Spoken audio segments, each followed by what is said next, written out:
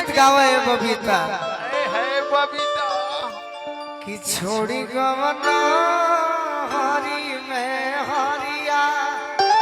बोलो भैया हमारे दिल के टुकड़ा है। बाकी अनिल जी एक गलती करते है कि हमारा फोन नहीं क्यों उठावा। बताओ तो तार दिल के टुकड़ा जब तार फोन न करो फोन नहीं उठा रहे हैं ना। दिल के जो ढेर अभी एक आवाज और बोलते हैं वो फोन उठवाते हैं इनसे। जानते हैं कौन फोन किनका फोन उठाते हैं? उनका फोन कीजिएगा उनके पास। बिहार में लड़ाई है, बिहार में इस बार हम लड़ेंगे बिहार में।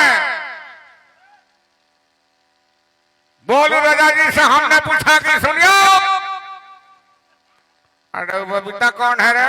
इतना बढ़िया वायरल हुआ, आपका आशीर्वाद मिला। गोलू जी इसका फोन उठाइए, कल से फोन उठाइए, बजाओ ताली, बैठा है सब हाथ पे हाथ रख कर लागल झूलनिया के धाका बोलो कलकत्ता चलो। गोलू भैया तारकाल से फोन उठी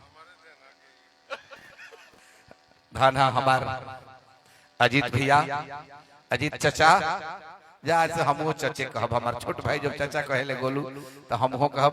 बबीता जी गोलू भोजपुरी के कैसे कलाकार हैं, इनके मैं संस्कार को प्रणाम करता हूं, इनके पिताजी को मैं प्रणाम करता हूं, उस माता को और उस मां को मैं सलाम करता हूं जो गोलू राजा जैसे बेटा को जन्म दिया है। तालियां बजा दीजिए। गोलू राजा इतने होने के बाद भी कभी जीवन में अहंकार नहीं है। आज भी भैया जब गाड़ी देखते हैं ना, गाड़ी से चलते हैं, रोड पर मैं खड़ा रहता हूँ, कोई भी कलाकार हो रोक करिए, पूछते कि क्या हाल चाल, कैसे बड़ा बैठा चला।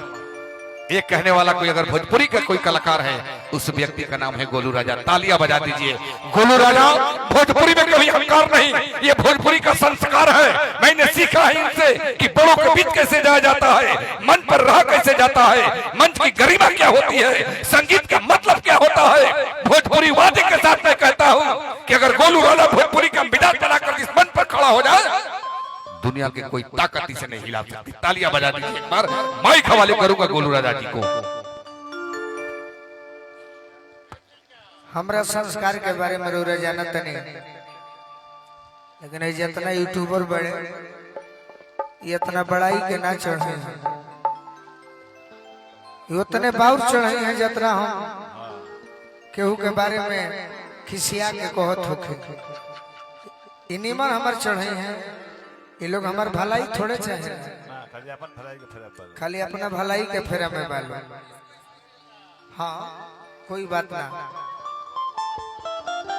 वह गीत गावे है बबीता है बबीता कि छोड़ी गवना हरी में हरिया। बाकी अपना रूपा दीदी के बोला ली है।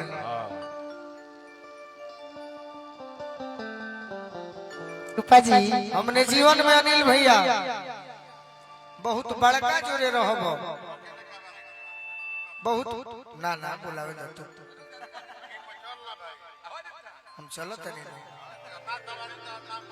हम जानो तनी, खाली श्रोता अगर समझदार हो जाए हैं तो जीवन में कोनो लड़की गायिका के जरूरत नहीं है बबीता के आगे।